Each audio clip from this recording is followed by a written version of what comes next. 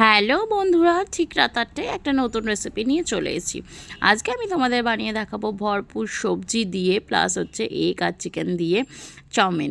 তো আজকে বেশি দেরি না করে চলো আমি আজকে দেখিয়েই ফেলি যে এগ চিকেন চাউমিন আমি আজকে কিভাবে তৈরি করলাম।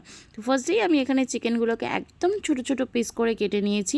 কেটে নেওয়ার পরে আমি এখানে 250 গ্রাম চিকেন ব্যবহার করেছি, আর দিয়ে দিচ্ছি আমি এখানে পাতিলেবুর রস আর একটু গোলমরিচ আর নুন দিয়ে আমি 1 ঘন্টা মতন ভিজিয়ে রেখেছিলাম। ভেজে রাখার পরে আবার আদা রসুন পেস্টটাকে আমি এর মধ্যে ভালো মতন ম্যারিনেট করে আরও 1 ঘন্টার জন্য রেখে নিলাম। আর এদিকে ততক্ষণে আমি সমস্ত সবজি কেটে নিয়েছি। দেখো আমি এখানে কত সবজি ব্যবহার করেছি, বাঁধাকপি, ক্যাপসিকাম, গাজর, বিনস, যত রকম তোমরা সবজি দিতে চাও এই ফাঁকে তোমরা দিয়ে নিতে পারো, যে যা খায় না কিন্তু এই চাউমিনের লোভে ঠিক খেয়ে নেবে। তো এখানে আমি যেহেতু অনেকটা আমার চাউমিনের পরিমাণ, তাই জন্য আমি চাউমিনটাকে 2টো পার্টে সেদ্ধ করে নিয়েছি। দিয়ে এখানে ডিমগুলোকে দেখো আমি এখানে 6টা ডিম ব্যবহার করেছি। 6টা ডিমটাকে আমি আলাদা বাসনের মধ্যে নিয়ে নুন গোলমরিচ দিয়ে একটু ফেটিয়ে নিয়েছি। তারপরে আমি দেখো 2 জায়গায় করছি, যেহেতু আমার অনেকটা চাউমিন, আমি সবজিগুলোকে সমস্ত ভেজে নেবো। আর যেখানে চাউমিনটা আমরা আজকে সাদা সাদা করব, তাই আমরা হলুদ ব্যবহার করব না।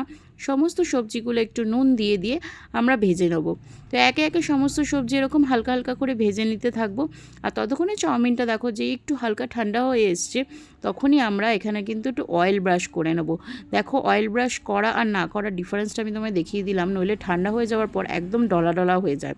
তো একটু তেলটা নিয়ে ভালো মতন মাখিয়ে নিলে চাউমিনটা বেশ ঝরঝরে থাকে। তো এদিকে আমাদের সবজিগুলো বেশ ফ্রাই হতে থাকছে, অলরেডি 2টো হয়ে গেছে। এরকম আমরা একে একে সমস্ত সবজি করে নেব। করে নেওয়ার পরে এবার আমরা চিকেনটাকেও ফ্রাই করে নেব। ডিপ ফ্রাই করবো না, কেউ আস্তে আস্তে মানে গ্যাসটাকে মিডিয়াম টু লোতে রেখে দেবো। রেখেই আমাদের এই ফ্রাইটা করতে হবে। তো দেখো আমাদের চিকেনটাও হয়ে গেছে।